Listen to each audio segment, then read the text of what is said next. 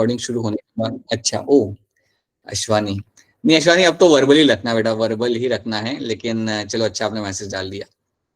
सो याद रखिए उस पर ध्यान दीजिएगा, उसने क्या लिखा हुआ है, खुशी खुशी कर ले वापस दोबारा join, that is the important point. Alright, चलिए let me start the screen share and आगे बढ़ते हैं। So we have done with the interface actually. अब अगर मैं आपसे पूछूं कि इंटरफेस कितना टाइम कंज्यूम कर रहा है, आपका इंटरफेस कितना टाइम कंज्यूम कर रहा है सेल साइकिल में, तो आप कितना परसेंटेज आप मुझे बता सकते हो? 95% time is in spend in your interface. हाँ जी, ये इतना टाइम आप स्पेंड कर देते हो आपके इंटरफेस के अंदर, बिल्कुल सी बात है।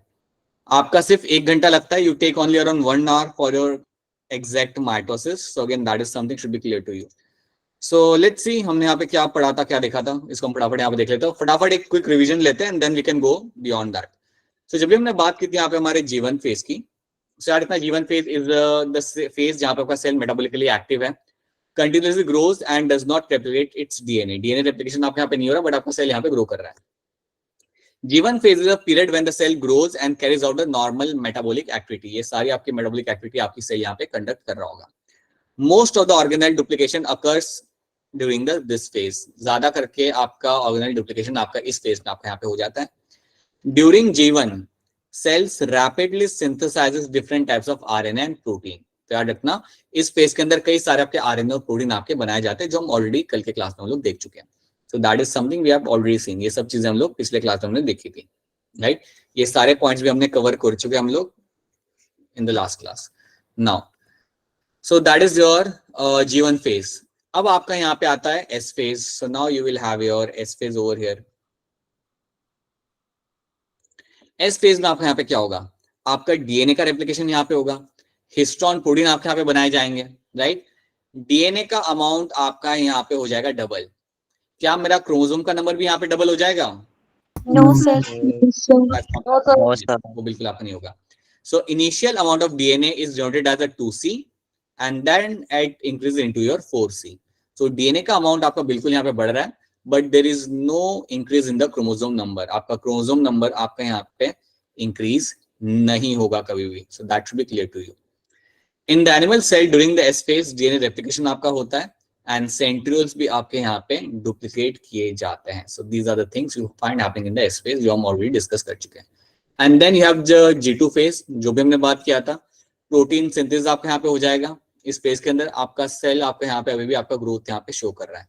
सो G2 phase is a period of cytoplasmic growth. तो सेल की ग्रोथ आपके यहाँ पे होती रहेगी एंड प्रोटीन और आरएनए आपके यहाँ पे बनते रहेंगे। So that will be happening in my G2 phase. तो ये हो गए मेरे यहाँ पे interface. This is what you find in happening in the interface. अब हम बात करते हैं हमारे G0 फेज के बारे में। Now will talk about my G0 phase. तो एक और ये फेज होता है जिसको हम बोलते हैं यहाँ पे एज अ G0 फेज, जो आप यहाँ पे पिक्चर में देख सकते हो। आप सेल साइकिल में यहाँ पे अगर आप देखोगे ध्यान से, तो यहाँ पे इन्होंने यहाँ पे एक G0 फेज भी बना के रखा हुआ है। अब देखिए जनरली होता क्या है, आपके कुछ सेल होते हैं जो डिवाइड करना प्रेफर नहीं करते हैं, जो नॉर्मली डिवाइड नहीं करते हैं, या एक बार डिवाइड करने के बाद वो बार बार आपके डिवाइड नहीं करेंगे। जैसे कि मैं आपको एग्जांपल दे सकता हूं, like for your example cardiac cells. Cardiac cells या आपके जो हार्ट सेल्स आपके होते हैं, वो बेसिकली आपके क्या करते हैं, ये आपके डिवाइड नहीं करेंगे एक बार बनने के बाद, but they will be active. ये आपके सेल मेटाबॉलिकली एक्टिव होते हैं। So they are going to be metabolically active. So metabolically तो ये आपके एक्टिव है, लेकिन ये डिवाइड फ्यूचर में नहीं करेंगे, राइट। तो हम कह सकते हैं कि ये जो मेरा सेल है, that cell is in my G0 state. So G0 state में जो आपका सेल होता है, वो सेल आपका मेटाबॉलिकली एक्टिव है। It is doing its work. वो अपना जो भी अपना नॉर्मल एक्टिविटी होता है वो आपका कर रहा है, ग्रोथ शो करेगा एक एक्सटेंट तक, बट ये आपका डिवाइड नहीं करेगा। That won't be dividing any time sooner, right. कुछ सेल्स होते हैं बेटा जो आपके G0 स्टेट में होते हैं, but as per the requirement they get into the cell division वाले स्टेट के अंदर। तो कई बार ऐसा होता है कि सेल की यार मैं डिवाइड नहीं करूंगा, लेकिन जब जरूरत पड़ती है तो वो डिवाइड कर लेगा। तो ये भी याद रखना कि कई बार ऐसा होगा कि कुछ सेल आपके होंगे जो आपके G0 स्टेज पे होंगे या G0 स्टेट पे होंगे आपके, but as per the requirement वो आपके वापस से आपके आ सकते हैं आपके नॉर्मल सेल साइकिल के अंदर। तो अगर मैं आपके सामने एक सेल रख दूं और मैं बोलूं कि यार ये सेल आपका G0 स्टेट के अंदर है, सो दैट मीन्स ये सेल डिवाइड नहीं कर रहा, ना ही इसका कोई इंटेंशन है डिवाइड करने का फिलहाल। ये सेल मेटाबॉलिकली एक्टिव है but it is not dividing, it is not entering the cell cycle, वो सेल साइकिल में एंटर नहीं कर रहा। तो ये बात आपको यहाँ पे याद रखनी है और ये चीज आपको यहाँ पे मेंशन की हुई है। Some cells in the adult animal do not appear to exhibit division. कुछ सेल आपके होते हैं एनिमल के अंदर जो सेल डिवीजन एग्जिबिट नहीं करते हैं, जैसे आपके यहाँ पे हो गया हार्ट सेल्स जो मैंने मेंशन किया था, and many other cell divide occasionally, और कई सारे सेल्स होते हैं जो ओकेजनली डिवाइड करते हैं, राइट। जैसे कि अगर किसी सेल को रिप्लेस करना हो तो डिवाइड करेंगे। तो ऐसे सेल्स को हम कहते हैं that they are all in my G0 phase, या they are in my G0 state के अंदर वो आपके यहाँ पे होंगे, और I can say that they are in my G0 state. अब ये जो मेरे यहाँ पे सेल्स होते हैं, ये मैंने ऑलरेडी मेंशन कर चुका हूं 2 बार, they are metabolically active but they will not undergo division. These cells do not divide further and exit the G1 phase. तो ये G1 phase को exit कर चुके हैं और ये further आपका divide नहीं करेंगे and enter into a inactive stage which is also called as my quiescent stage. तो ये जो मेरे inactive stage जो मेरा यहाँ पे होता है इसको हम even quiescent stage कहते हैं, या आप even कह सकते हो इसे as a G0 stage. So that is one thing you have to know in terms of my G0 state या G0 phase को आप इस तरीके से याद रखना कि आपके सेल्स यहाँ पे डिवाइड नहीं करने वाले हैं, वो एक्टिव है but they will not undertake the division. या कुछ सेल्स जो सिर्फ ओकेजनली आपके डिवाइड करते हैं, बाकी टाइम पे दे will be in my G0 state और G0 फेज में वो आपके रहेंगे। तो ये चीज आपको इस तरीके से याद रखनी है। It is a very simple thing which you all of you can remember. अब हम यहाँ पे क्या करेंगे, now will try to understand what happens in my M phase. M phase जिसको हम इवन जानते हैं एज अ माइटोसिस फेज, उसको हम यहाँ पे अब समझेंगे। So let's start with your M phase और योर माइटोसिस फेज। अब जब भी हम बात करते हैं हमारे माइटोसिस की, सो याद रखना कि इसके अंदर आपको यहाँ पे मिलता है आपके 5 phase, right. So M phase और mitosis phase will have the 5 phases over here. You will have something like your prophase सबसे पहला, then you will have your metaphase, then anaphase, and the fourth one is going to be your telophase.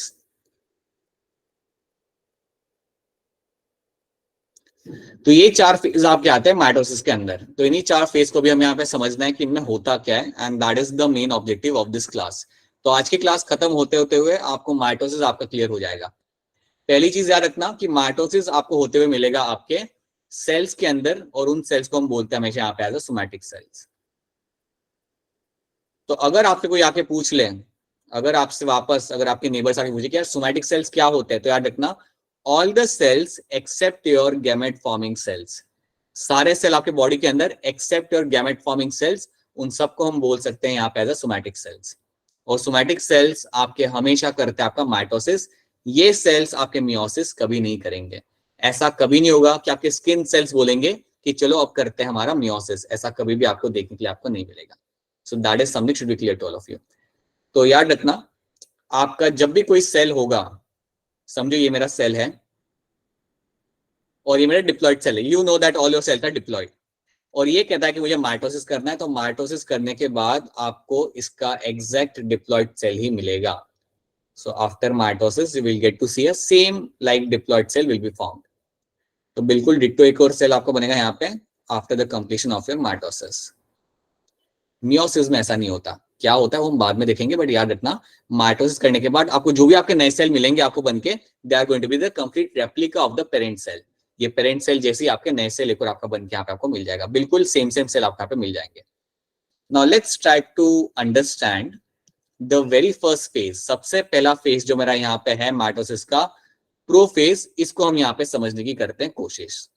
तो let's see कि मेरा prophase में आपका यहाँ पे क्या होगा। Let's try to see that. So इसको हम करते हैं यहाँ पे डिवाइड। अब देखिए एक बात आपको यहाँ पे याद रखनी है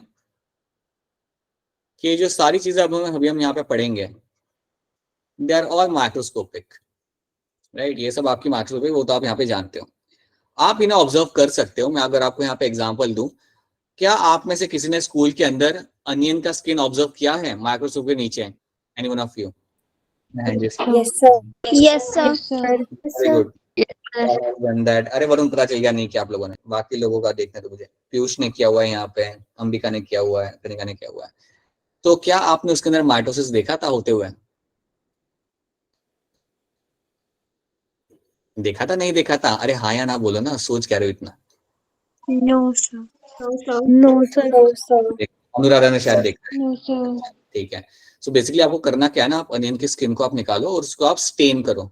आप फेनेप्थेलिन से या फिर सैफरन से आप उसे स्टेन कर लो, और स्टेन करने के बाद अगर आप उन्हें ऑब्जर्व करते हो 45x के अंदर, आपको दिखेगा कि कुछ सेल्स माइटोसिस कर रहे होते हैं। Some cells are actually doing the mitosis. आपको उनके वो सेल्स सेपरेट होते हुए भी आपको वहां पे दिखेंगे। I try to show the real pictures, if I find one, so मैं आपको दिखाऊंगा। ठीक है, you can actually see them happening in the your onion skin के अंदर। चलिए वो हम देखेंगे पक्के से, हम लोग कल या परसों की क्लास में देखेंगे। Let's talk about my prophase. Prophase में आपको याद रखना है कि सबसे पहले आपके यहाँ पे क्या होता है, आपके न्यूक्लियस के अंदर जो आपका जो क्रोमैटिन है, it will undergo condensation. And आपको मिलेगा आपके यहाँ पे क्रोमोसोम का स्ट्रक्चर बनता हुआ। एकदम क्लियरली आपको नहीं दिखता, बट यू विल फाइंड इस chromosome structure will start forming over there. So पहला पॉइंट आप यहाँ पे याद रखना, that chromatin will undergo condensation. It will undergo condensation to form your chromosome. So आपका क्रोमोसोम फॉर्मेशन आपका यहाँ पे आपको होते हुए मिलेगा, और आप यहाँ पे क्रोमोसोम बनता हुआ आप यहाँ पे देख सकते हो। सो याद रखना, आपका क्रोमैटिन यहाँ पे जो होगा थ्रेड लाइक क्रोमैटिन, ये आपका कंडेंस हो रहा है, ये आपका यहाँ पे होगा कंडेंस, और कंडेंस होने के बाद आपको ये क्रोमोसोम वाला स्ट्रक्चर आपको बनते हुए आपको मिल जाएगा।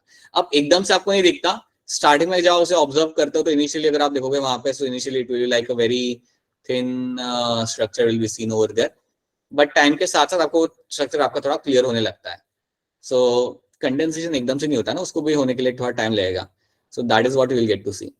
तो पहले एकदम पतला सा आपका यहाँ पे क्रोमोसोम बनेगा, but then it will slowly turn into a much more well defined chromosome आपको दिखेगा। तो अगर आप स्टार्टिंग में देखते हो तो स्टार्टिंग में तो आप दो क्रोमैटिड्स आप सेपरेट कर भी नहीं पाओगे, मतलब देख नहीं पाओगे इतना क्लियरली, ऐसे एक सिंगल थ्रेड आपको वहां पे दिखेगा। बट जैसे जैसे आपका प्रोफेस बनता है, आगे आगे बढ़ता है, then you can very clearly see your both the chromatids can be seen. तो ये चीज आपको मिलेगी होते हुए इन द प्रोफेस। उसके बाद सेकेंड चीज आपको याद रखनी है कि प्रोफेस के दौरान आपके जो सेंट्रियोल्स होते हैं, राइट, आपके जो सेंट्रियोल्स होते हैं, they will start moving towards the poles. तो ये सेकंड पॉइंट याद रखना कि आपके जो सेंट्रियोल्स यहाँ पे होंगे, centrioles will start moving towards poles. ये पोल्स के तरफ आपके जाना चालू करेंगे, टुवर्ड्स योर पोल्स। तो ये बात आपको यहाँ पे रखनी है याद कि आपके सेंट्रियोल्स जो आपके यहाँ पे होते हैं, they will start moving towards the poles. तो फॉर एग्जाम्पल यहाँ पे है मेरा एक सेंट्रोसोम, राइट, तो ये मेरा पोल की तरफ जाना चालू करेगा। यहाँ पे एक बना देता हूँ मेरा, यहाँ पे let me make one more centrosome over here. ये अपनी जर्नी चालू करते हैं, ये कहते हैं कि अब हम जाना चालू करते हैं हमारे पोल्स की तरफ, राइट। इन सेंट्रोसोम के अंदर मेरे यहाँ पे सेंट्रियोल्स लगे होंगे, so I will have the centrioles inside them,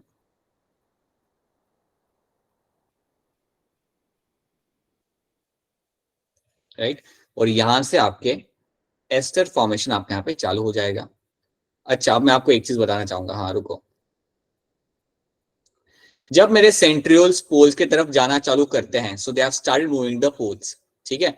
इसका पता है मतलब क्या होता है कि ये एक डायरेक्शन में जाना चालू करेगा, एक पोल की तरफ जाना चालू करेगा, और ये मेरा एक पोल की तरफ यहाँ पे जाना चालू करेगा। सो that is the two thing which will start happening over here. अब जब ये जाना चालू करते हैं पोल्स की तरफ, याद रखना इनके अंदर से स्पिंडल फाइबर बनने लगता है। इनके अंदर से आपको स्पिंडल फाइबर यहाँ पे बनते हुए आपको मिलेगा, ये थोड़ा सा निकलने लगता है वहां से, तो इसको हम कहते हैं यहाँ पे एज अ एस्टर फॉर्मेशन। तो याद रखना एस्टर फॉर्मेशन आपको यहाँ पे क्लियरली होता हुआ आपको यहाँ पे दिख जाएगा। So this is my aster. So aster आपको बनते हुए आपको यहाँ पे दिख जाता है। एस्टर मतलब आपके स्पिंडल फाइबर इमर्ज होना चालू करते हैं आपके फ्रॉम द सेंट्रियोल्स, वो निकलना चालू करेंगे, उसको हम बोलते हैं यहाँ पे as a aster. So that is something you have to know. Centrioles ने चलना चालू कर दिया है अपने पोल्स के तरफ, दे have started moving over here, और वो जब वो कर रहे होते हैं वो टाइम पे ester formation can be seen. So ester formation आपको यहाँ पे होते हुए आपको यहाँ पे मिलेगा, right. After that the next thing what will be happening here is, तो ये दो चीजें आपके यहाँ पे हो रही है, क्वेश्चंस आ गए बीच में. Now the next thing what will be happening here is, आपकी न्यूक्लियर मेम्ब्रेन अब आपकी होने लगती है यहाँ पे गायब. सो that is the next thing you will find happening, your nuclear membrane starts डिसअसेंबलिंग itself. तो ये पॉइंट याद रखना कि आपकी जो न्यूक्लियर मेम्ब्रेन यहाँ पे आपकी होगी, let me make the membrane over here, वो आपकी ब्रेक होना चालू करेगी. तो समझिए मेरा न्यूक्लियर मेम्ब्रेन है, इट विल स्टार्ट ब्रेकिंग. सो ये भी एक बड़ा ही इंपॉर्टेंट पॉइंट है आपके प्रोफेज का. सो याद रखना यहाँ पे nuclear membrane will start disassembling. Nuclear membrane will start डिसअसेंबलिंग.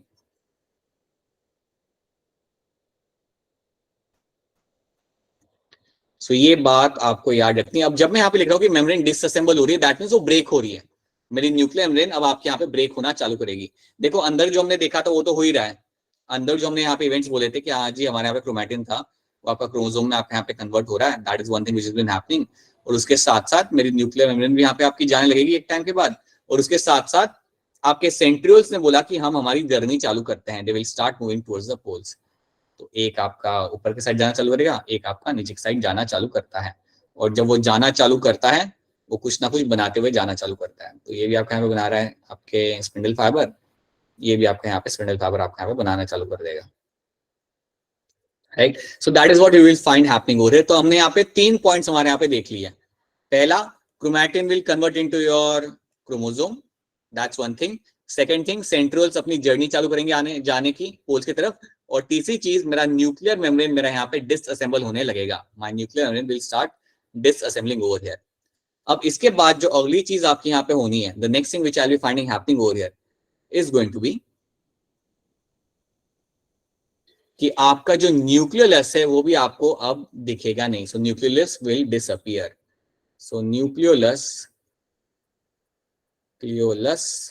Will disappear. तो ये भी अब आपके यहाँ पे गायब हो जाएगा. बाय द वे, किसको याद है न्यूक्लियोलस करता क्या था? What is my nucleolus is known for? Ribosome. इसे क्लैरिटी के साथ बोलना है आपने हमेशा, ठीक है.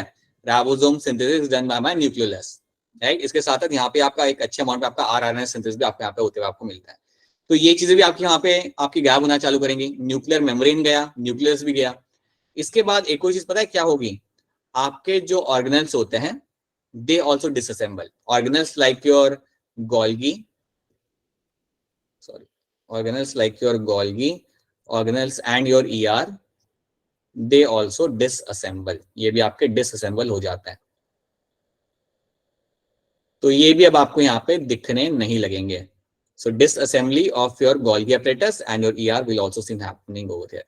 तो ये चीज आपको याद रखनी है. These are the events which are happening in the prophase. तो ये events याद रखना. ऑर्गेनल्स आपके डिसअसेंबल हो रहे हैं, न्यूक्लियर मेम्ब्रेन आपकी जा रही है, न्यूक्लियोलस आपका जा रहा है. उसके साथ साथ आपके ये दो चीजें भी आपके यहाँ पे हो रही है. Later on I just add that slide over here. Chromatin आपका कंडेंस होके जा रहा है, क्रोमोसोम के अंदर बन रहा है, एंड सेंट्रियोल्स अपनी जर्नी लगा रहे हैं अपने पोल्स की तरफ. तो अगर मैं आपको स्टार्टिंग से बताऊं तो पहले तो आपका क्रोमैटिन आपका कंडेंस होगा, ठीक है. देन आपके centrioles will start moving towards the poles. अब जब क्रोमैटिन कंडेंस हो रहा है तो याद रखना, इनिशियली आपको एक थ्रेड लाइक स्ट्रक्चर आपको दिखता है, बट बाद में टाइम के साथ साथ अगर आप देखते हो थोड़े टाइम के बाद, यू विल सी कि आपको वहां पे आपका क्रोमोसोम्स आपको थोड़ा क्लियरली आपको दिखने लगेगा, ओके. और ये सब होने के बाद देन यू कैन सी कि आपका न्यूक्लियर मेम्ब्रेन आपका जाएगा. Then you will find the nuclear membrane will disassemble, and then the nucleus आपका फिर वहां पे आपका जाने लगता है. एंड देन फिर एंड में आपका गोल्गी एंड ईआर भी आपके डिसअसेंबल वहां पे हो जाते हैं. तो ये सीक्वेंस आपको भी यहाँ पे याद रखना पड़ेगा. The sequence is something you should be very much clear with. तो यहाँ पे आप देखो, जब आपका प्रोफेज स्टार्टिंग में होता है जिसे हम कहते हैं early prophase. So in the early prophase you will have a thread like structure. और जब आपका प्रोफेज एकदम एंड पे आता है तो वो टाइम पे आप देखो आपको दो आपके क्रोमैटिड यहाँ पे दिख रहे हैं थोड़े बहुत अब. सो ये बात भी याद रखना कि अर्ली प्रोफेज में तो सब थ्रेड लाइक स्ट्रक्चर भी आपको मिलेगा, मतलब कंडेंसेशन हो रहा है बट बहुत क्लियरली आपको दिख नहीं रहा. बट बाद में आपको क्लियरली आपको दिख जाता है आपके दो क्रोमैटिड्स. न्यूक्लियर मेम्ब्रेन भी आप देखो, so it is in the initial stage पे. ये आपकी इनिशियल स्टेज पे आपकी न्यूक्लियर टूट रही है, बट इनिशियल स्टेज पे आपकी न्यूक्लियर मेम्ब्रेन टूटने के यहाँ पे आपकी ज्यादा टूट चुकी है, ज्यादा ब्रेक हो चुकी है. So that should be clear to all of you. Right. तो ये सब आपका हो रहा है यहाँ पे प्रोफेज के अंदर, that is what all happening in my prophase. तो क्या प्रोफेज आपको यहाँ पे क्लियर है? Is the prophase clear to all of you? Yes, sir. Yes, sir. Right. Yes, sir. अब इसके बाद आपका यहाँ पे लग जाना है आपका यहाँ पे मेटाफेज। सो प्रोफेज आपके यहाँ पे हो जाता है, अब आपके यहाँ पे आएगा आपका मेटाफेज। मेटाफेज आपका सबसे बढ़िया टाइम होता है आपके क्रोमोसोम्स को स्टडी करने का, याद रखना हमेशा, metaphase is going to be the best time to study your chromosomes. So let's talk about my metaphase. अब मेटाफेज जब आप देखते हो नीचे यहाँ पे, तो आपको यहाँ पे ये मिलेगा देखने के लिए कि आपका अगेन मेटाफेज को इन लोगों ने pre metaphase like and like initial metaphase और लाइक लेटर मेटाफेज में डिवाइड किया हुआ है। आप सिंपली याद होगी मेटाफेज में हो क्या रहा है। मेटाफेज के अंदर आपको क्या मिलेगा कि आपके जो स्पिंडल फाइबर बन रहे थे आपके सेंट्रियोल्स में से, वो आपके बन चुके होते हैं and they have attached themselves to the chromosomes. तो आपके स्पिंडल फाइबर आ रहे होते हैं आपके फ्रॉम योर पोल्स से आ रहे होंगे, और इन्होंने क्या किया होगा, इन्होंने आपके सारे के सारे क्रोमोसोम्स को सेंटर में अलाइन कर दिया होगा। So all the chromosomes are align in the centre. तो आपके सारे के सारे क्रोमोसोम्स जो आपके होते हैं ये आपके होते हैं सेंटर में aligned.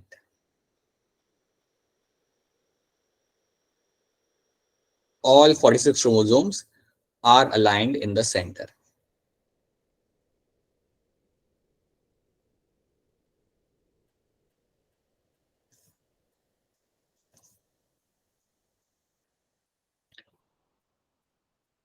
Right, so they're all aligned in the center over here.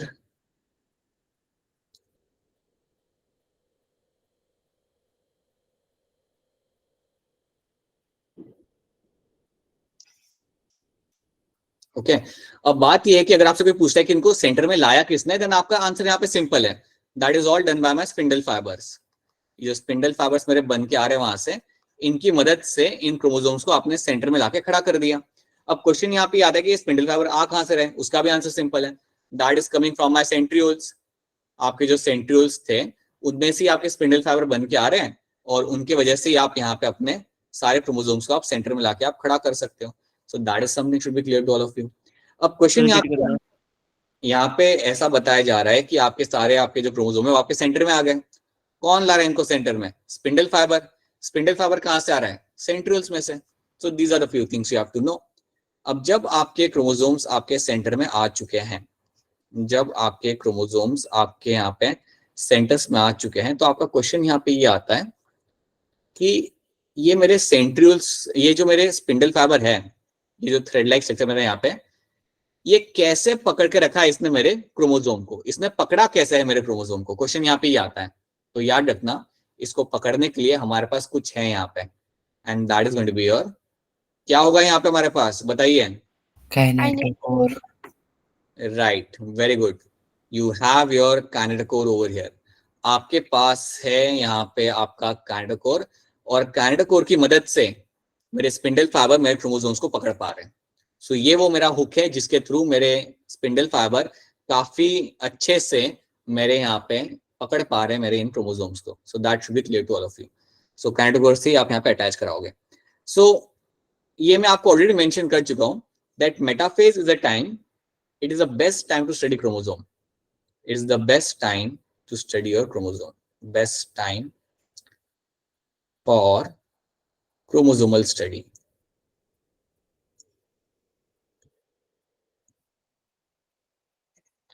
अब क्वेश्चन यहाँ पे ये आता है कि आप किस टाइप की स्टडी यहाँ पे कर सकते हो, what kind of study I can do over here. तो एक चीज मैं यहाँ पे देख सकता हूँ, क्या क्रोमोसोम का नंबर मेरा यहाँ पे कितना है, सही या गलत है, वो मैं स्टडी कर सकता हूँ। मैं स्टडी कर सकता हूँ कि क्या मेरे क्रोमोसोम्स का मतलब स्ट्रक्चर वो सही है या गलत है। कई बार ऐसा होता है कि क्रोमोसोम का एक आर्म गायब होता है, एक थोड़ा सा क्रोमोसोम टूटा हुआ होता है, ऐसा भी आपको देखने के लिए मिल जाता है। So all those studies have been done over here. ये सारी स्टडीज आपके यहाँ पे की जाती है, देखी जाती है, and you try to understand your chromosome. So अगर किसी को क्रोमोसोम स्टडी करना होता है, then they wait till the metaphase. वो मेटाफेज पे वेट करते हैं, और मेटाफेज स्टेज के ऊपर क्रोमोसोम्स को लाके उन्हें आप स्टडी करते हो, तो आप एक्चुअली काउंट कर सकते हो। और मैं आपको ये बताना चाहूंगा कि कई बार ह्यूमंस के अंदर ऐसी कंडीशन आ सकती है जहां पे आपका क्रोमोसोम नंबर ज्यादा हो, राइट। अगर ऐसा होता है तो मैंने आपको पहले भी बताया था पिछले क्लास के अंदर, या एक दो क्लास पहले, that can lead to a some harmful effect on the body, right, that can lead to a harmful effect. अगर आपको याद हो तो मैंने एक डिजीज का नाम लिया था, डाउन सिंड्रोम। अगर आपको याद हो तो we have used that term, Down syndrome. Yes, sir. Yes, sir. अगर आपका एक क्रोमोसोम ज्यादा होगा इन द 21 के अंदर, 21 क्रोमोसोम आपके होते हैं 2, राइट, ऑल क्रोमोसोम आर 2, अगर वहां पे एक और एक्स्ट्रा लग जाता है then the person is suffering with your down syndrome. So ये सब आप स्टडी कब कर सकते हो? मेटाफेज के अंदर, right. So that all can be studied under the metaphase. So that is something can be done over here, ताकि आप क्रोमोसोम के स्ट्रक्चर को आप यहाँ पे देख सको, आप उनके फीचर्स को आप यहाँ पे स्टडी कर सकते हो. Okay, I tell you one more thing over here, इस चीज को ध्यान से सुनना. कोई मुझे बताएगा कि ऐसा क्रोमोसोम को स्टडी करने का इंपॉर्टेंस क्या हो सकता है? What can be the importance over here? Think and tell me. What can be the importance of studying such kind of chromosomes?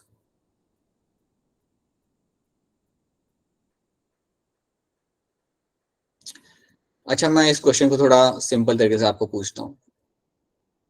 बताइए, जिसने हैंड रेज किया बताइए, क्या लगता है आपको? Oh, nothing. All right, now let me tell you something over here. अगर कोई कपल है जो अज्यूम करते हैं मिड 50s में है, या लेट्स से लेट 40s के अंदर है. The male is like 51 years of age and the female is around like 47, 46, right? And if the girl get conceived, that means if a girl gets pregnant over there, if the woman gets pregnant over there, then काफी likely chance तो होते हैं कि अगर pregnancy late होती है आपके as के अंदर, देन काफी चांसेस होते हैं डिफॉर्मिटीज के, काफी चांसेस होते हैं बेबी के अंदर डिफॉर्मिटीज के, राइट. काफी ज्यादा चांसेस होते हैं कि बेबी को कोई ना कोई जेनेटिक डिजीज हो सकती है, काफी चांसेस होते हैं डाउन सिंड्रोम के भी. समझिए इस बात को कि अगर डाउन सिंड्रोम के केसेस पता है ज्यादा उनके अंदर ही आते हैं जब the girl get conceived in the very later part of his life. अगर 40s के अंदर वो कंसीव कर रही है, देन काफी लाइकली चांस है कि कोई ना कोई डिफॉर्मिटी बेबी के अंदर आपको देखने के लिए मिल सकती है. That is something which is been very clearly seen, right. तो इस केस में आप क्या करते हो? जनरली द कपल, पहले ये बताओ कि यहाँ तक आपको स्टोरी समझ आ रही है मैं क्या कह रहा हूँ? Is this story clear to all of you? Yes, sir. Right, ठीक है. कोई टर्म समझना है तो मुझे बता देना, राइट. तो यहाँ पे क्या होता है ना कि कपल यहाँ पे पता है क्या करता है? What the couple can do over here? Couple यहाँ पे like once the girl get conceived, और उन्हें पता है कि now she is pregnant in the mid 40s, तो वो एक टेस्ट करा सकते हैं. टेस्ट में क्या किया जाएगा कि आपके लाइक प्लेसेंटा से बेसिकली आपके बॉडी के अंदर से थोड़ा सा ब्लड निकाला जाता है, और उस ब्लड के अंदर उस बेबी के ब्लड सेल्स भी होते हैं, डेड सेल्स होते हैं, but you get the blood cells of the baby as well. या जो फीटस डेवलप कर रहा है उसके ब्लड सेल्स आप निकाल लेते हो, और जब आप उन ब्लड सेल्स को निकालते हो फीटस के, तब आप उन्हें आप स्टडी करते हो. अब स्टडी आप जब करते हो उन सेल्स को, तो आप देख रहे होते हो क्या क्रोमोसोम्स वहां पे सही है या गलत है, क्या क्रोमोसोम्स का स्ट्रक्चर वहां पे सही है, क्या क्रोमोसोम्स का नंबर वहां पे सही है. अगर आपको क्रोमोसोम्स का नंबर और क्रोमोसोम का स्ट्रक्चर आपको सही लगता है, देन तो कोई दिक्कत वाली बात है नहीं. बट अगर क्रोमोसोम्स का नंबर समझो गलत है, 46 की जगह 47 है, या 46 की जगह आपका 45 है, देन इन दैट केस आप लीगली उस बच्चे को या उस प्रेगनेंसी को आप अबॉर्ट कर सकते हो. Legally the girl has a right और the women has a right to abort that baby, अगर उसके अंदर कोई क्रोमोसोमल एबनॉर्मलिटीज देखने के लिए मिलती है. ठीक है. I think you very clearly know that carrying out the termination of pregnancy is not, it's a very regulated process. ये कोई भी वैसे ही जाके नहीं कर सकता. It's a very regulated process and it has some laws attached to it, right? But अगर ऐसी कोई केस निकलता है जहां पे क्रोमोसोमल डिफॉर्मिटी है बेबी को या फीटस को, नॉट बेबी, फीटस को, then under law the girl, the women can undertake the termination of pregnancy which can be called as your abortion. और ये करा इसलिए जाता है because if you already know that there are some deformities over there, then you don't want to like have such deformed individual child, because it is not good for that particular like individual as well, right, by any means. So in that case one can go for the like what we call as a MTP, medical termination of pregnancy, फिर आप वो कर सकते हो, which has been done under the law. ठीक है. तो याद रखना, so these studies like studying chromosomes can be essential in such cases. ये तो सिर्फ एक एग्जांपल आपको दिया मैंने, उसके कई सारे और एग्जांपल होते हैं, एडवांटेज होते हैं क्रोमोसोम स्टडी करने के, but that is one of the example I can give you, can be done, right. और ये सब करने के लिए आपका सबसे बढ़िया टाइम आपका यहाँ पे होता है मेटाफेज वाला. अब क्या ये वाली बात आपको समझ आ रही है जो मैं आपको समझा रहा हूँ? The story, is the story clear to all of you? Yes, sir. Yes, sir.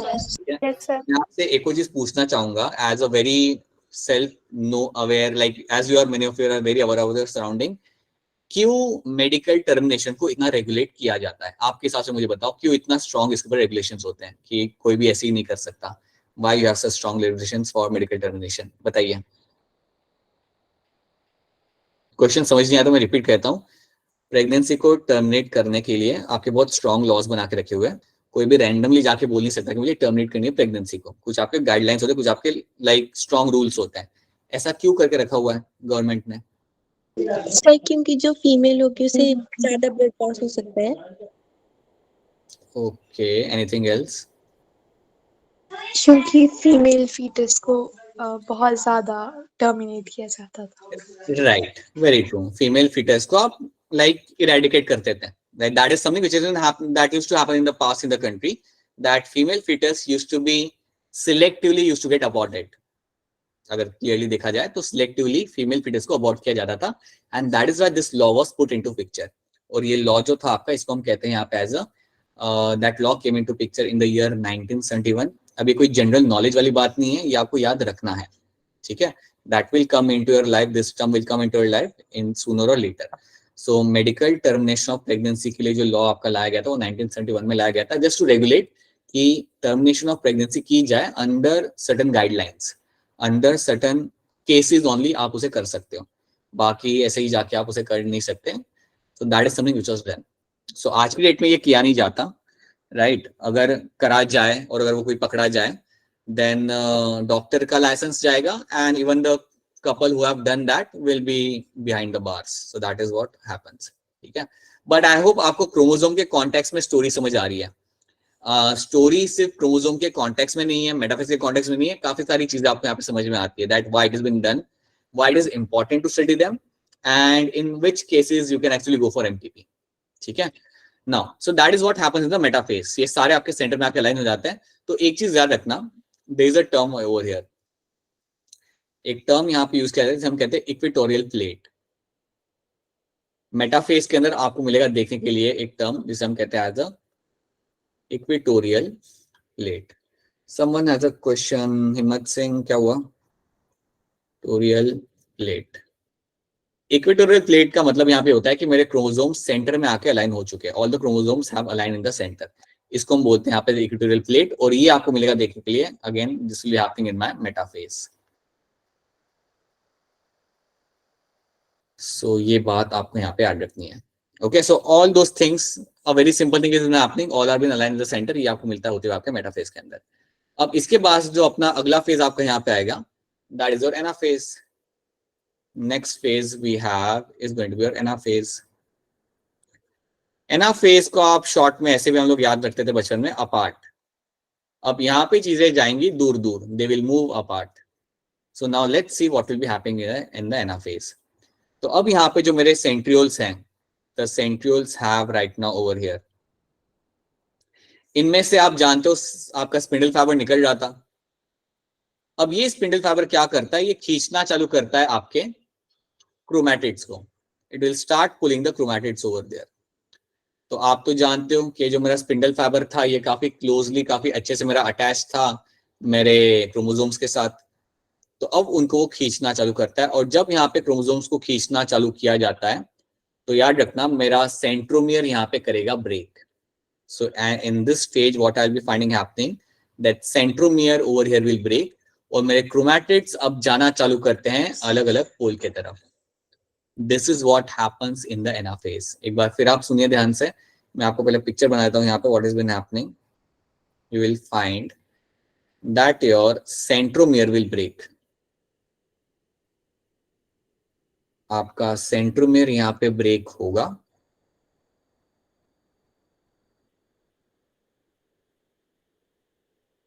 Right? और सेंट्रोमियर ब्रेक होने के बाद, और ये ब्रेक हुआ क्यों, क्वेश्चन यहाँ पे आ रहा है कि यार मेरा सेंट्रोमियर यहाँ पे ब्रेक हुआ ही क्यों at a very first place. So याद रखना आपके जो स्पिंडल फाइबर यहाँ पे हैं इनको आप पुल कर रहे हो, they are been pulled over here. तो इनको मेरे यहाँ पे सेंट्रियोल्स पुल करते हैं, और जैसे ही मेरे सेंट्रियोल्स इनको पुल करना चालू करेंगे, देन व्हाट विल हैपन कि आपके सेंट्रोमियर यहाँ पे आपका होता है ब्रेक। तो ये आपका एक इंपॉर्टेंट पॉइंट है, that centromere will break over here. Centromere is going to break. अब जैसे सेंट्रोमियर मेरा यहाँ पे ब्रेक हुआ, उसके बाद आपके यहाँ पे क्या होगा, my chromatids will start moving towards the poles. मेरे जो क्रोमैटिड यहाँ पे है, chromatids will be pulled.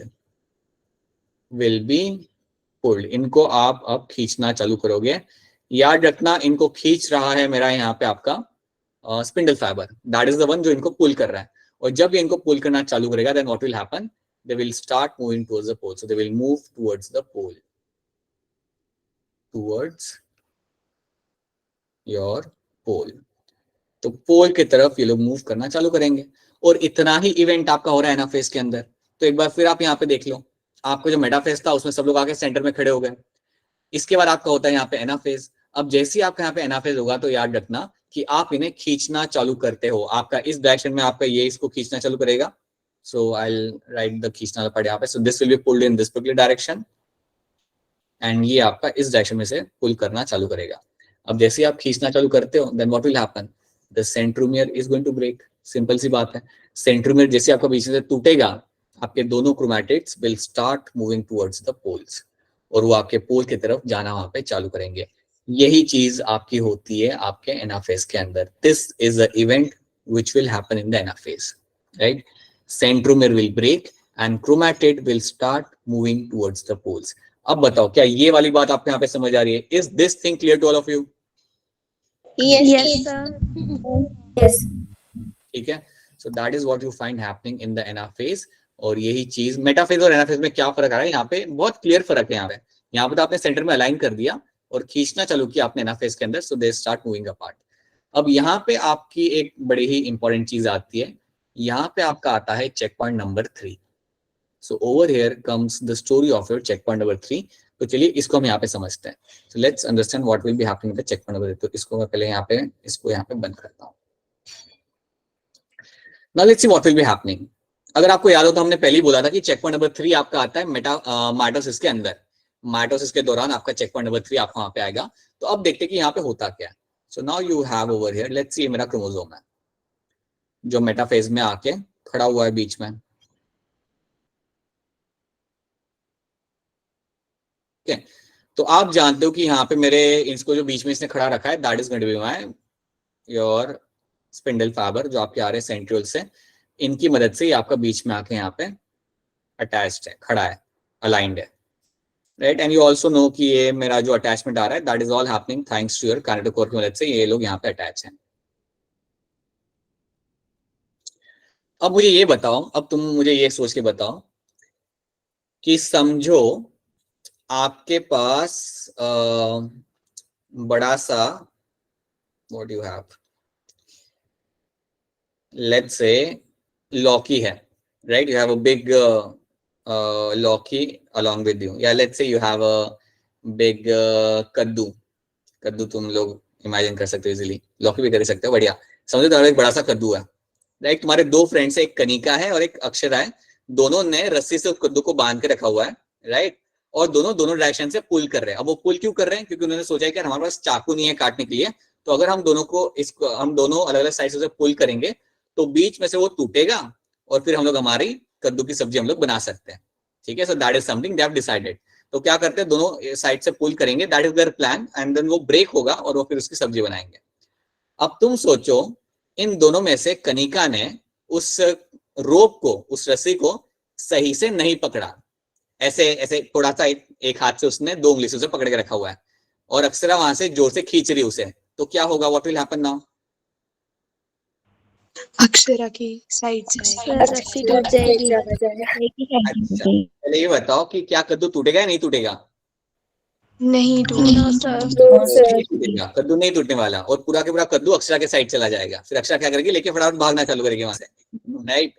She like मिल गया, she will start running. Okay, so what will happen, so understand this thing कि अगर आपके कनिका ने सही से नहीं पकड़ा था ना, उस रोप को सही से टाइटली नहीं पकड़ा था, देन व्हाट हैपेंड, आपका ब्रेकेज हुआ ही नहीं वहां पे. The complete thing went on one particular direction.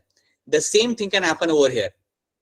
अगर आपका स्पिंडल फाइबर आपके यहाँ पे काइनेटोकोर के साथ अगर स्ट्रांगली अटैच नहीं है, अगर ये आपका यहाँ पे स्ट्रांगली अटैच यहाँ पे नहीं है, तो क्या होगा, अगर आप यहाँ अगर दोनों साइड से अगर आप पुल करना चालू करोगे, अगर समझो यहाँ पे आपका वीकली अटैच है, it is a weak attachment, assume that you have a weak attachment.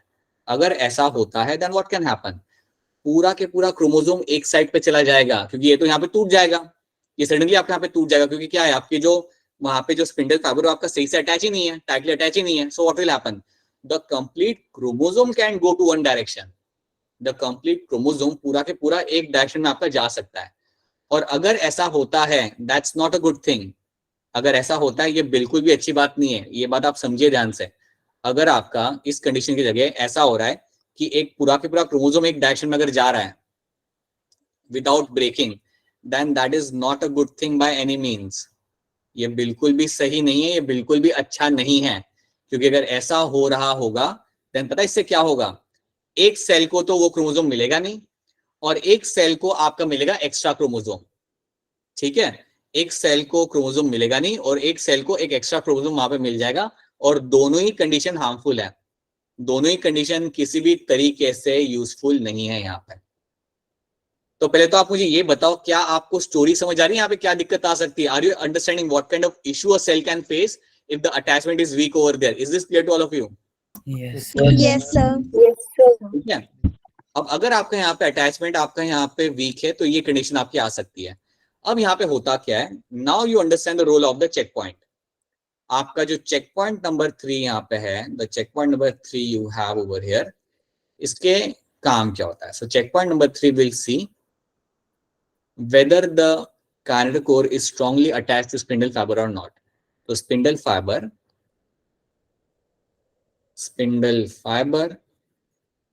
are strongly attached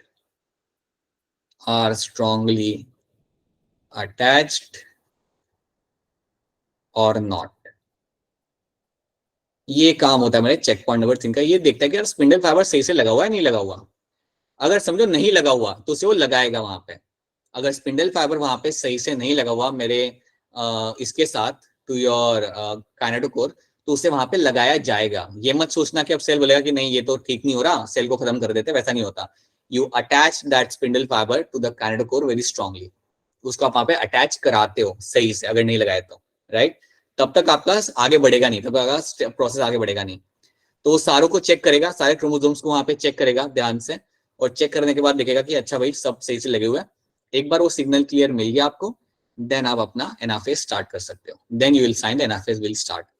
अब एनाफेज स्टार्ट करने के लिए एक 2-3 प्रोटीन इन्वॉल्व होते हैं। एनाफेज स्टार्ट करने के लिए 2-3 प्रोटीन इन्वॉल्व हो गए, और उसको हम बोलते हैं यहाँ पे as a APC, that stand for your anaphase promoting complex. Anaphase promoting complex. तो बेसिकली होता क्या है कि जैसे ही आपने चेक कर लिया कि आपके स्पिंडल फाइबर सही से वहां पे अटैच है, जैसे ही आपने ये चीज आपकी वहां पे आपने चेक कर ली, तो उसके बाद आप वहां पे क्या करोगे, आप बोलोगे कि ठीक है अब एनाफेज हम लोग चालू करते हैं। तो उसके लिए आपके यहाँ पे प्रोटीन इन्वॉल्व होता है कि यहाँ पे एक 3-4 प्रोटीन इन्वॉल्व होता है, जिसे हम कहते हैं यहाँ पे as a anaphase promoting complex, और ये फिर एनाफेज को वहां पे चालू करते हैं। So basically they help in the correct segregation of your chromosomes. आपका क्रोमोसोम्स आपके या क्रोमैटिड आपके काफी अच्छे से आपके सेग्रीगेट कर पाते हैं, सेपरेट हो पाते हैं with the help of this APC। ठीक है, तो याद रखना चेक पॉइंट नंबर 3 आपका यहाँ पे क्या कर रहा है, या इसका मेन गोल यहाँ पे क्या था? इसका मेन गोल यहाँ पे ये था to check whether my spindle fibre are tightly attach over there or not. क्या मेरे स्पिंडल फाइबर सही से लगे हुए या नहीं लगे हुए, ये वो चेक करेगा। अगर नहीं लगे हुए तो आप उन्हें लगाओगे वहां पे, राइट। एक बार आपने उन्हें वहां पे लगा दिया सही से, then you can initiate the anaphase by activating anaphase promoting complex। और ये फिर क्या करेगा, that will actually allow कि चलो भैया anaphase चालू करते हैं, and then you will find कि आपके दोनों chromatids बहुत सही तरीके से ब्रेक होके they will move toward the respective poles। क्या ये वाली बात आपको यहाँ पे समझ आ रही है? Is this thing clear to all of you? Yes, sir. सच्ची बताओ, समझ आ रहा है नहीं आ रहा, या कौन सा पार्ट समझ नहीं आ रहा बता दो, स्पेसिफिक पार्ट नहीं आ रहा वो बता दो मुझे। ऐसा नहीं बोलना सर मेटाफिजिक्स समझ नहीं आ रहा था मैं तो, ऐसा मत करना। Tell me specific thing which you have not understood and then I can repeat that. बोलो वरुण बोलो, समझ नहीं आया आप क्या कह रहे हो, एक बार फिर बोलो।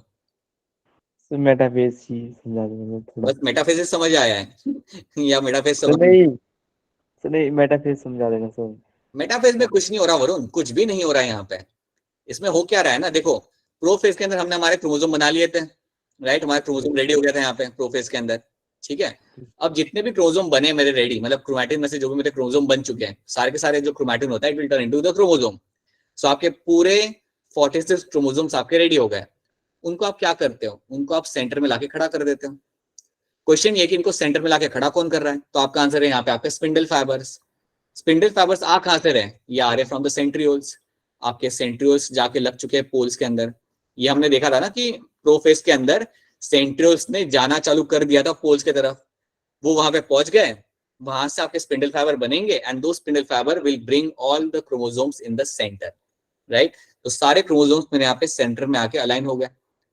इनको अलाइन करने में मेरा स्पिंडल फाइबर मदद कर रहा है।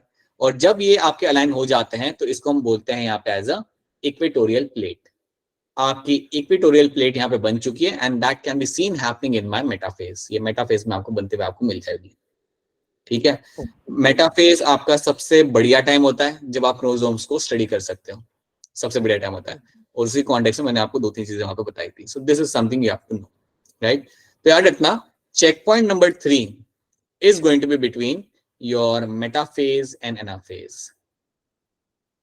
Metaphase and anaphase के बीच में आपका होता है यहाँ पे आपका चेक पॉइंट नंबर 3। तो ये चीज आपको रखनी है यहाँ पे याद। अंशिका हमसे कुछ पूछना चाहती है, अंशिका यहाँ पे कुछ पूछ रही है। अंशिका यहाँ से यहाँ पे क्या पूछे, इस spindle fibre is not fixed by check point number 3 then what is going to happen. वो फिक्स कराएगा, वही मैंने आपको बोला ना, वो फिक्स कराएगा। इट विल लाइक कि ऐसे कैसे फिक्स नहीं हो रहा, and it will start. Sir अगर बाय केस नहीं हुआ तो लेट्स अज्यूम कि उसने फिक्स कराने के बाद भी अगर नहीं हुआ तब भी आपका माइटोसिस आगे बढ़ेगा। माइटोसिस आपका रुकेगा नहीं, वो आपका आगे बढ़ेगा and then you will find कि इशू आपका क्रिएट होगा वहां पे। यू विल फाइंड कि एक क्रोमोसोम के पास ज्यादा जाएगा और एक क्रोमोसोम के बाद कम जाएगा, ठीक है। So that will happen, yes, ठीक है। तो पहले तो वो ट्राई करेगा, मल्टीपल टाइम ट्राई करेगा कि ऐसे कैसे नहीं हो रहा, हम करेंगे उसे ठीक। बट जैसे कि आप कह रहे हो कि समझो सब कुछ कर लिया लेकिन नहीं हो रहा ठीक, then mitosis आपको रुकेगा नहीं, it will happen, right, it will ultimately happen and you will find one cell might have a one extra chromosome and other might not have a extra, ठीक है। तो ये चीज हमने यहाँ पे देख ली, इतनी चीज हमने यहाँ पे देख ली। अब मुझे फटाफट कुछ चीजों का आंसर कर दो ताकि मैं अश्योरेंस ले सकूं कि आज की क्लास में चीजें आपको समझ आ रही है। आंसर करने के लिए हैंड रेज करना ताकि ज्यादा क्लियरली मैं आपसे आंसर ले पाऊंगा। तो मुझे बताइए, अगर मैं सेल को ऑब्जर्व कर रहा हूं माइक्रोस्कोप के नीचे और मुझे दिख रहा है वहां पे न्यूक्लियर मेम्ब्रेन जा रही है, न्यूक्लियस जा रहा है, तो मैं कौन से स्टेज को ऑब्जर्व कर रहा हूँ, हैंड रेज करके आपको आंसर करना पड़ेगा यहाँ पे। So you have to raise your hand to answer this. तो चलिए देखते हैं कितने बच्चे यहाँ पे जो ने हैंड रेज किया है। मुझे कुछ भी नहीं दिख रहा है यहाँ पे, जस्ट एक बार फिर हैंड रेज करिए, ठीक है। सो हैंड रेज यहाँ पे हो चुका है। मुझे बताइए पुनीत, आप बताइए क्या होगा इसका आंसर। प्रोफेज 1। ओके, पुनीत कह रहा है प्रोफेज 1 यहाँ पे, ठीक है। दूसरा क्वेश्चन मेरा यहाँ पे ये है कि मेरा कौन सा चेक पॉइंट होता है जो ये चेक करता है कि सब अच्छे से प्रोटीन बन चुके हैं और फिर चीजों को आगे बढ़ने देगा। हैंड रेज करना पड़ेगा आंसर देने के लिए। सो हैंड रेज करेंगे अब बच्चे यहाँ पे, किसने हैंड रेज किया हुआ है, लेट मी सी, कोई नया बच्चा बताइए। आयुषी। फेज नहीं बेटा, चेक पॉइंट का नाम बताना है आपको। चेक पॉइंट वो कौन सा होता है। Check point 4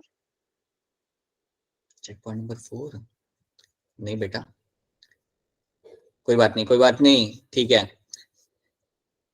anyone else. Anshika. Sir check point 1 हाँ जी, चेक पॉइंट 1 आपका यहाँ पे बन जाएगा सही आंसर। चेक पॉइंट 1 बेटा होता है आपका यहाँ पे जो आपका चेक करता है कि आपका सेवन में प्रोटीन बना है, जीवन फेज में आपका नहीं बना, ठीक है। अब मुझे बताइए, आपके जो कार्डियक सेल्स होते हैं वो जनरली आपके डिवाइड नहीं करते हैं और वो एक स्टेट में जाके आपका बैठ जाते हैं। तो मैं आपसे ये जानना चाहूंगा, वो जो स्टेट है आपकी, उसे हम कहते हैं G0 स्टेट या G0 फेज, हम उसे वहां पे कह सकते हैं। मैं आपसे ये जानना चाहूंगा कि ये जो मेरे सेल्स हैं डिवाइड तो ये नहीं करने वाले, क्या वो मेटाबॉलिकली एक्टिव है या नहीं है। हैंड रेज करना पड़ेगा आपको आंसर देने के लिए। बताइए अंजू, क्या लग रहा है आपको इसका आंसर। सर होते हैं। मेटाबॉलिकली एक्टिव होते हैं वो लोग, ठीक है, यस सर। ऑलराइट।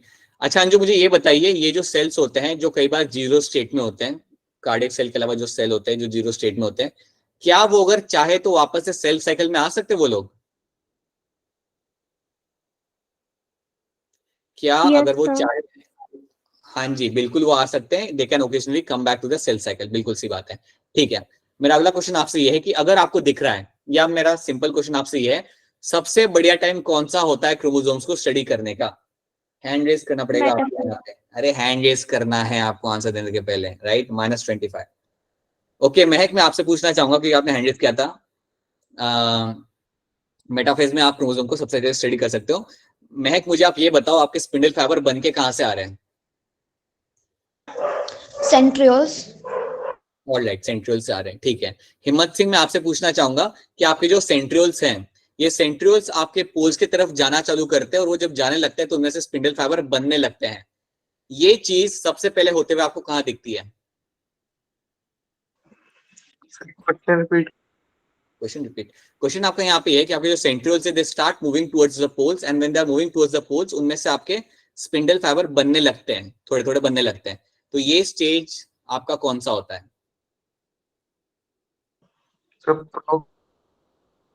आवाज कर दी बेटा आपकी। It is going to be your prophase. हाँ जी, प्रोफेज आपका आंसर सही है, right? Prophase is the right answer over here. ठीक है, मेरा नेक्स्ट क्वेश्चन आपका यहाँ पे ये है कि आपका कौन सा स्टेज होता है जहां पे आपका सेंट्रोमियर ब्रेक करेगा? अगेन हैंड रेज करना है आपको। कौन सा स्टेज आप करेगा जहां पे आपका सेंट्रोमियर ब्रेक करेगा? Let me see, let me give me a minute to all the students over here. बताइए हर्षित, आप बताइए। Sir anaphase. ओके, राइट, ठीक है। अब मैं आपसे पूछना चाहूंगा कलेक्टिवली आप लोगों से कि चेक पॉइंट नंबर 3 एक्चुअली में करता क्या है? अगेन हैंड रेज आप करेंगे। सो किसको हम देंगे यहाँ पे opportunity? Let's give this to, बताइए कनिका, क्या करता है आपका यहाँ पे चेक पॉइंट नंबर 3? सर वो चेक करता है कि स्पिंडल फाइबर जो स्ट्रांगली अटैच्ड है या नहीं। किससे? सर काइनेटोकोर से। ऑलराइट, ठीक है, समझो अगर वो अटैच है स्ट्रांगली, फिर उसके बाद वो क्या करेगा? फिर वो देन नेक्स्ट स्टेप क्या होगा आपका यहाँ पे? सर फिर वो मेटाफेज में चला जाएगा, मेटाफेज नहीं सॉरी एनाफेज में चला जाएगा। और एनाफेज में जाने के लिए आपको किसकी हेल्प लगती है? वो प्रोटीन का कॉम्प्लेक्स क्या होता है वो? Sir anaphase protein complex, anaphase promoting complex. ठीक है, ये अपना काम चालू करेगा, and then you will find कि आपके क्रोमैटिड्स लाइक क्रोमोसोम ब्रेक होगा, and they will segregate very happily, smoothly आपको सेग्रीगेट करके अलग अलग वहां पे हो जाएंगे। So these are the events you find happening over here. ये सारे इवेंट्स आपके यहाँ पे हो रहे हैं। इतनी चीजें आपको याद रखनी। देखा, आप देख सकते हो आपका मेटाफेज यहाँ पे आपका हो रहा है। तो पहले आपने स्पिंडल फाइबर के थ्रू उनसे अटैच किया अपने आपको, और सबको लाके सेंटर में आपने खड़ा कर दिया। सो that is your metaphase which is taking place. उसके बाद आपका यहाँ पे आएगा एनाफेज, जहां पे आप देख सकते हो कि आपके क्रोमैटिड्स अब आपके यहाँ पे जा रहे हैं आपके पोल्स की तरफ, उनको खींच के लेके जा रहा है आपके पोल्स की तरफ। सो दैट इज योर एनाफेज। ये पिक्चर आपकी एनसीईआरटी की ही पिक्चर है, इसको ही आप फॉलो करिए, बिकॉज अगर क्वेश्चन बन के भी आता है एग्जाम के अंदर तो इसके ऊपर बेस्ड ही आपका क्वेश्चन बन के आएगा। So yes, that is one thing you have to know. ठीक है, so that is something we have done आज की क्लास के अंदर। तो हमने आज की क्लास में हमारा प्रोफेज, मेटाफेज और एनाफेज कर लिया। उसके साथ साथ we have seen something in terms of the check point number 3, and along with that we have seen what is actually happening with your G0 phase। उसके साथ आपके यहाँ पे क्या हो रहा है। तो इतनी चीजें हमने यहाँ पे देख ली, समझ ली। इतना ही आपको फिलहाल के लिए याद रखना है, एंड आई डू होप कि यहाँ तक चीजें आपको समझ आई है। तो अगर आपको यहाँ पे चीजें समझ आई है देन प्लीज बता दीजिए अगर समझ आ गई है तो। अगर नहीं भी आई है even then please let us know कि नहीं आई है, so that we can do something about that. Something कुछ नहीं, हम आपके साथ वीडियो का लेक्चर शेयर कर देंगे, लेक्चर का वीडियो शेयर कर देंगे, and then we can have a look at that. Alright, so that is something we have done आज की क्लास में। So yeah that's it. Now if you have any kind of question then please go ahead and ask your question. अगर कोई question है, कोई query है, तो अपने क्वेश्चंस और क्वेरी आप यहाँ पे पूछ सकते हो। अगर कोई क्वेश्चन या क्वेरी आपके पास नहीं है देन आपका लेक्चर यहाँ पे खत्म होता है। हम लोग फिर मिलेंगे कल की क्लास के अंदर। सो इतना पढ़ के आइएगा। सो